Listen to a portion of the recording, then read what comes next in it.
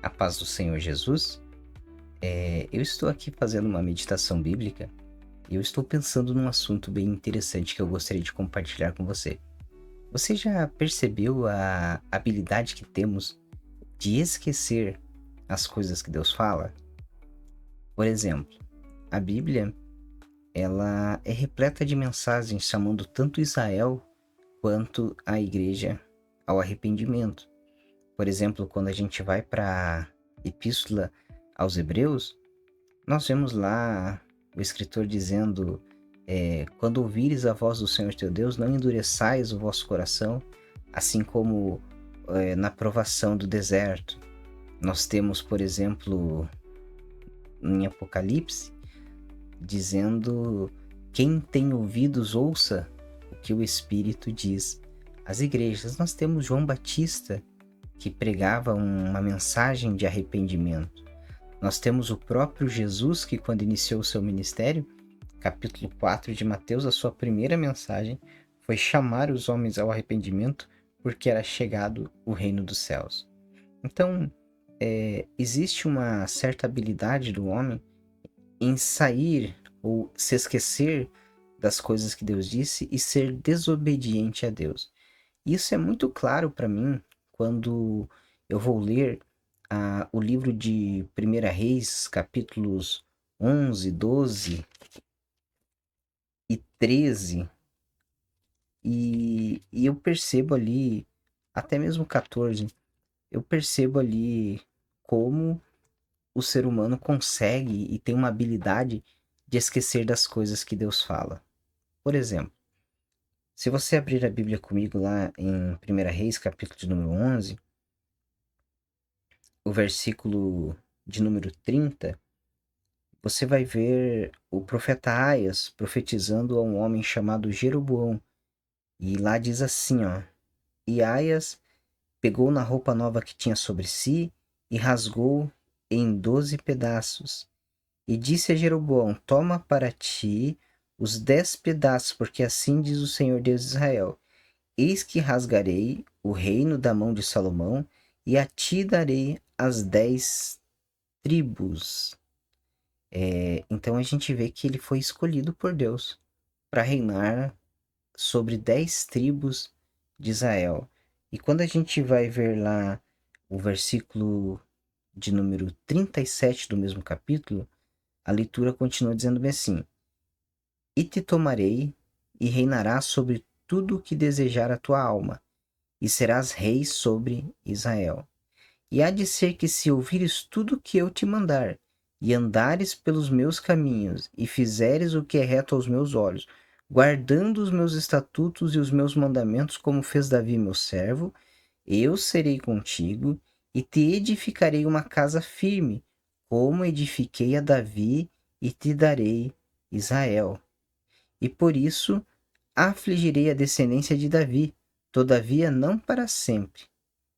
Então veja-se bem, aqui Deus novamente promete que, além de escolhido, Deus seria com ele se ele fosse obediente aos mandamentos do Senhor.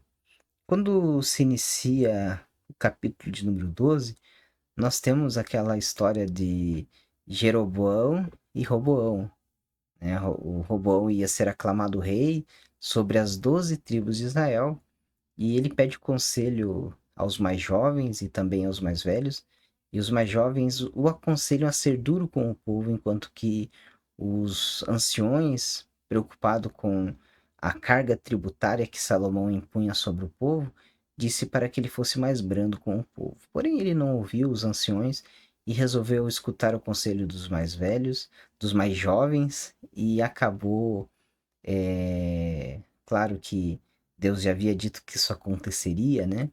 E acabou que as tribos de Israel se dividiram.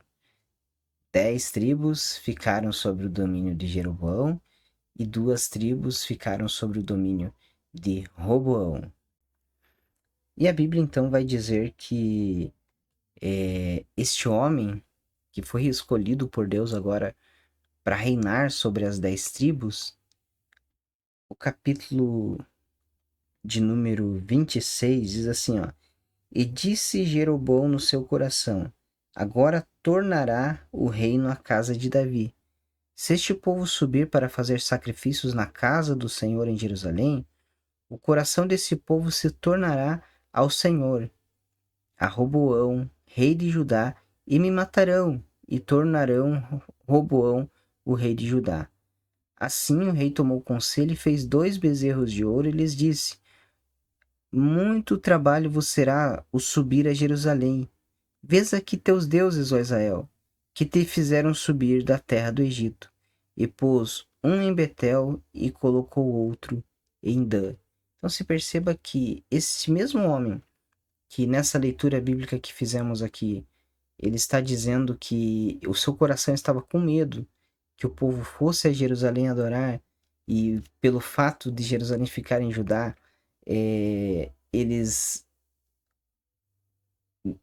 preferissem, tivessem mais uma preferência a Roboão novamente e voltassem a unir as tribos e então ele ser morto, isso não aconteceria, porque o próprio Deus havia prometido a ele um bom reinado se ele fosse obediente à voz de Deus.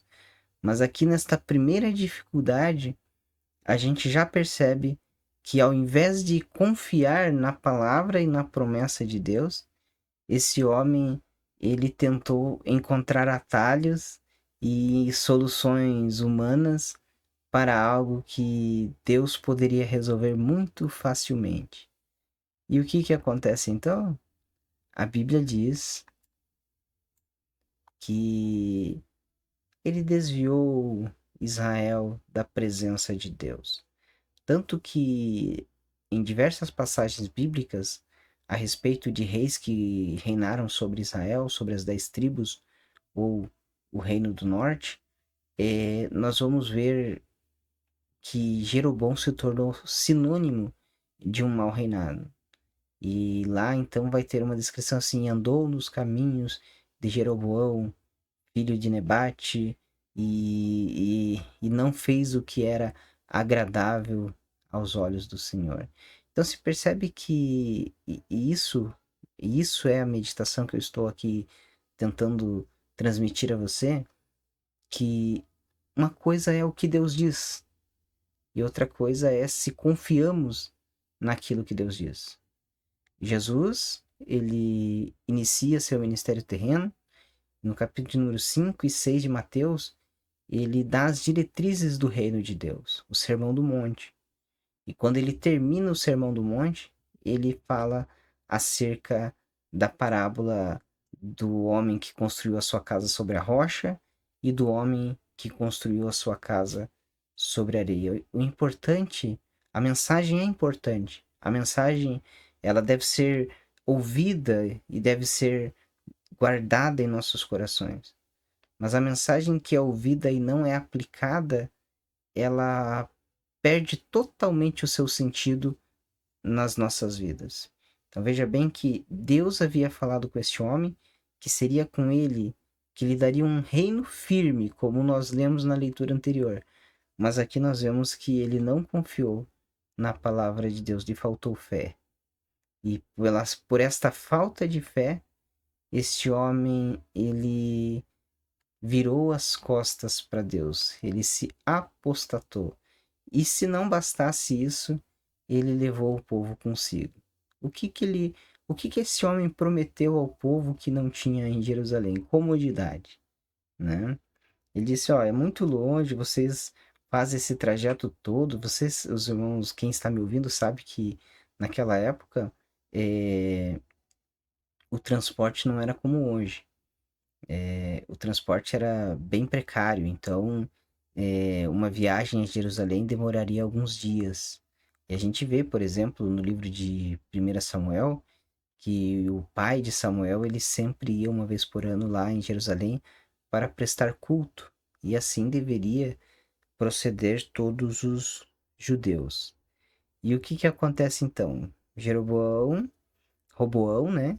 Ele fala: não, esse negócio aí de buscar Deus lá em Jerusalém vai me trazer problema. E olha que coisa interessante. Quando que se obedecermos a Deus ou as pessoas que nos cercam obedecerem a Deus, nós teremos problemas. Obviamente que não teremos problemas, nós teremos pessoas que estão servindo a Deus, pessoas que estão sendo moldadas por Deus, e o padrão de Deus vai tornar as pessoas melhores, pessoas mais amáveis, pessoas mais pacíficas, pessoas mais moderadas, né? Não dada a violência, porque estão se aproximando de Deus.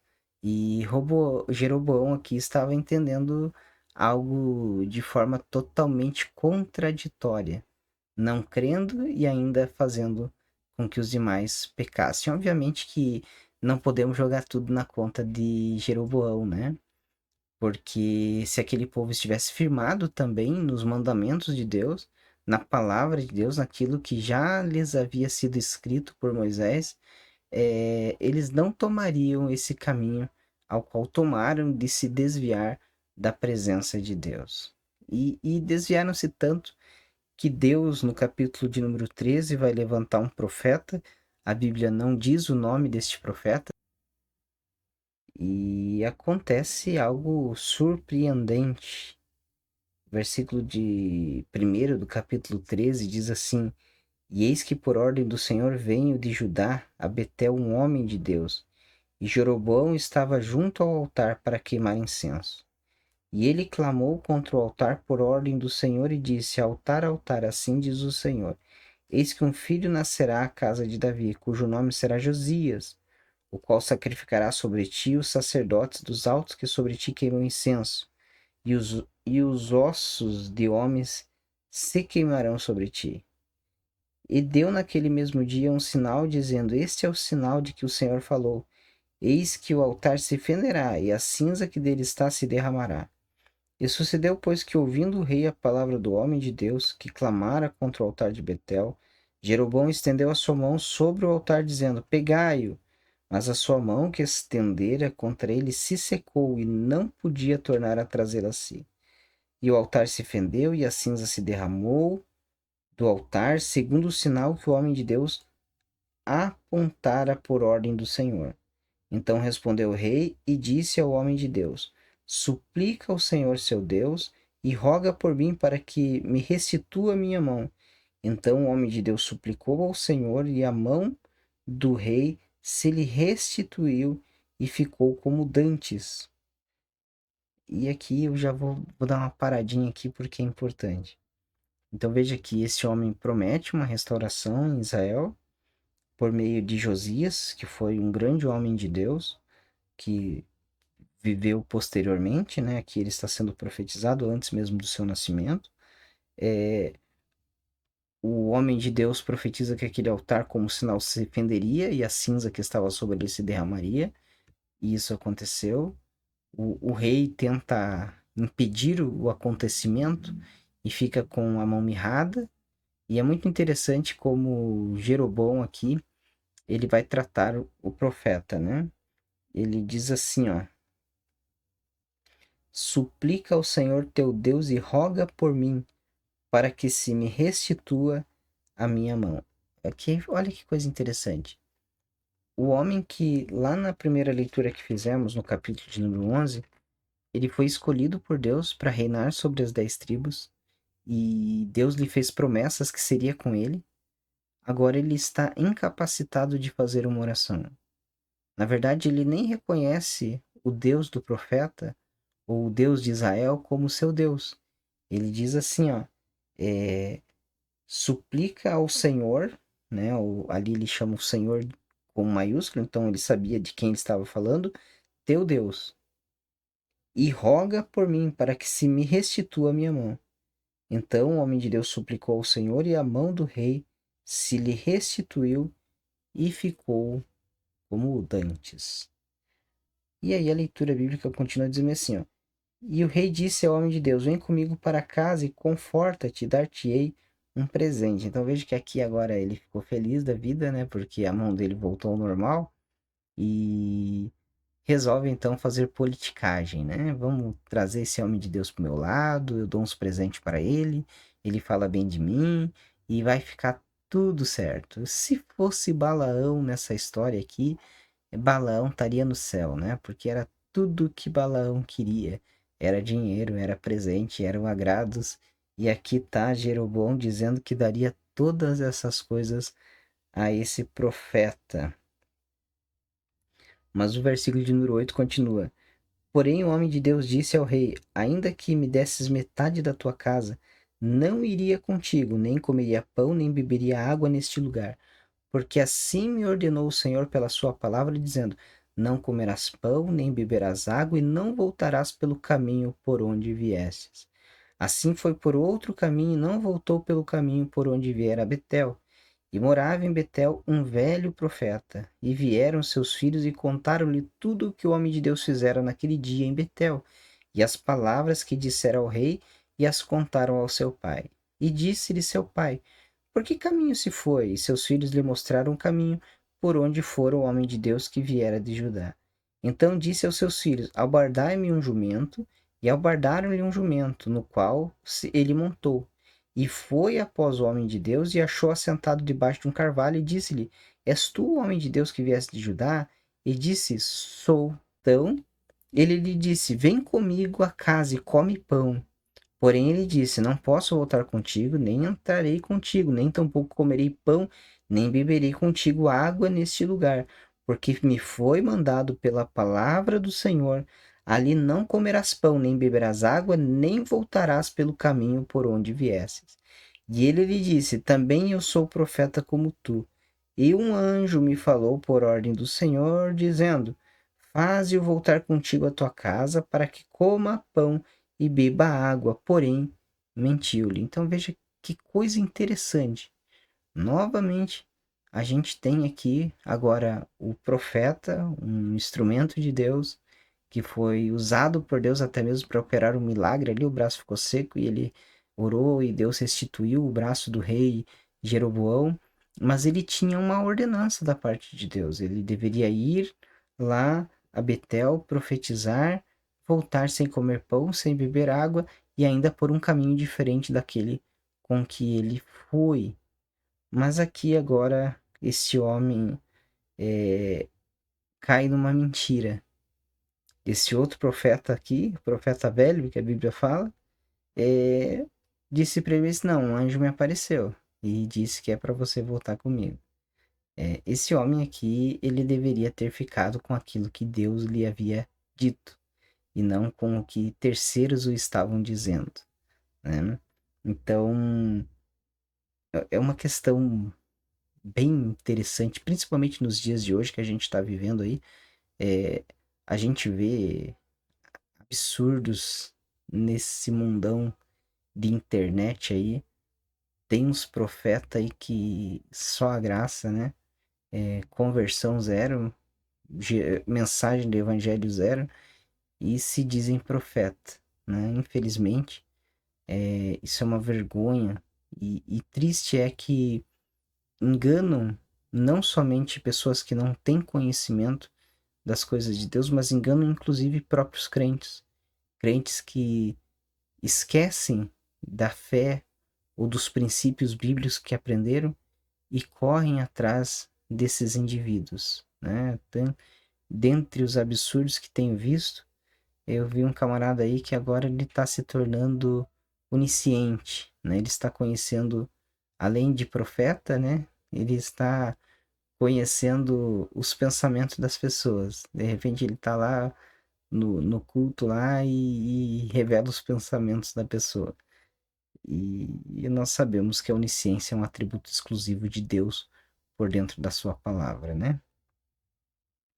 E tantos outros que têm aparecido por aí. E cabe a gente ficar com a palavra de Deus, né? Cabe a gente examinar a Bíblia. O apóstolo Paulo, ele vai falar a Timóteo: você sabe de quem tu tens aprendido, numa referência à sua mãe, à sua avó e a ele próprio. Então, a gente tem que ver as origens da onde a gente tem aprendido a palavra de Deus, aquilo que devemos obedecer da Bíblia Sagrada e ficarmos com aquilo que aprendemos. Nós devemos ter cuidado com as pessoas interesseiras, porque o que esse profeta queria? esse profeta queria status, ele queria o selinho carimbado de homem de Deus. Então, qual é a melhor forma de conseguir um selinho de homem de Deus? É andando com homens de Deus. Então, ele foi lá e chamou esse profeta para ir à sua casa. Mas o que me chama a atenção é que o versículo 19 continua dizendo assim: Assim voltou com ele, comeu pão em sua casa e bebeu água. E sucedeu que, estando eles à mesa, a palavra do Senhor veio ao profeta que tinha feito voltar.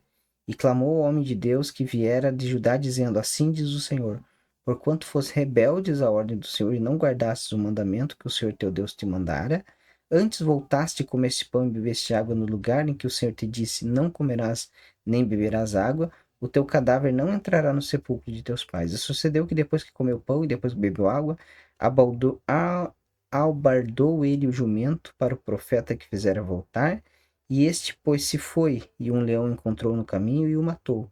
E o seu cadáver ficou estendido no caminho, e o jumento estava parado junto a ele, e também o leão estava junto ao cadáver. E eis que alguns homens passaram e viram o corpo lançado no caminho, como também o leão que estava junto ao corpo, e foram e o disseram na cidade, onde o velho profeta habitava. E ouvindo o profeta que o fizera voltar do caminho, disse: É o homem de Deus que foi rebelde à ordem do Senhor. Veja que absurdo, né?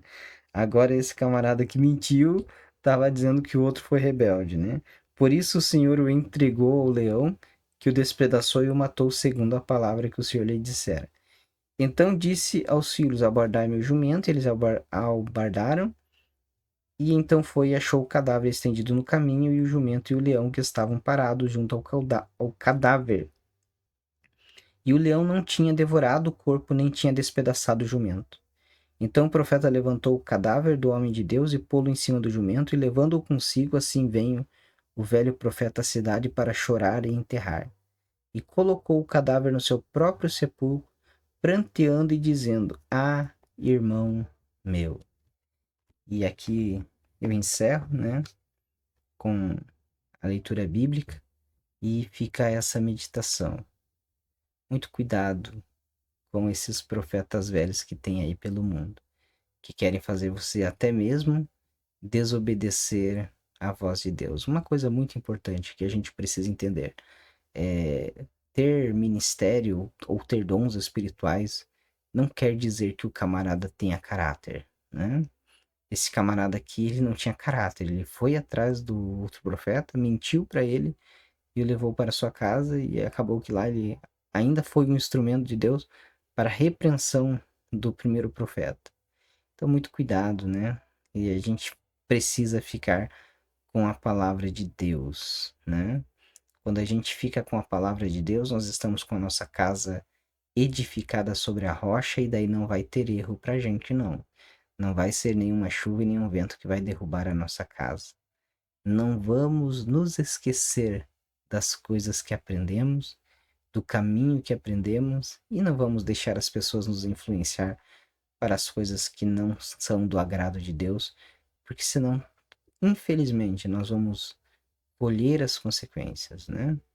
E as consequências muitas das vezes podem ser severas, como aconteceu com esse profeta aqui, que foi um grande instrumento nas mãos de Deus, mas esqueceu-se daquilo que Deus disse e resolveu dar ouvido a outras pessoas. Mas nós, que servimos a Deus e queremos agradar a Deus, a gente tem que ter filtro, né? Não que nós não vamos ser obstinados e não vamos dar mais ouvido a ninguém, porque não é isso que eu estou aqui dizendo, né?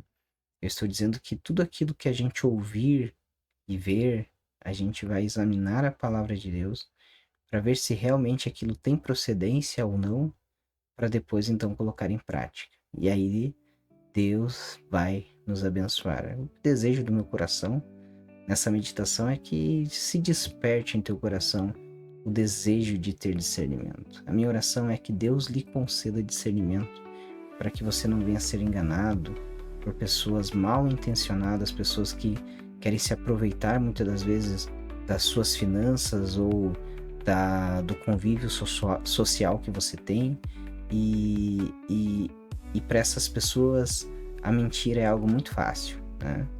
Então, que Deus lhe guarde disso, lhe dê discernimento e que você possa também ter muita cautela sobre isso. Não seja uma pessoa inocente que vai atrás de tudo daquilo que as pessoas falam, porque você vai correr um risco muito sério, muito perigoso. Tira um tempinho, né, durante o dia, medita na palavra de Deus, porque se você se basear na palavra de Deus, não tem erro, né? O salmista ele vai dizer que lâmpada para os meus pés é a tua palavra e luz para o meu caminho. Se a gente estiver pautado na palavra de Deus, a gente vai iluminando, né? A palavra vai iluminando os nossos caminhos e a gente vai vendo essas armadilhas e vamos correndo longe para não sofrermos o dano. Que o Senhor te abençoe em Cristo Jesus. Amém.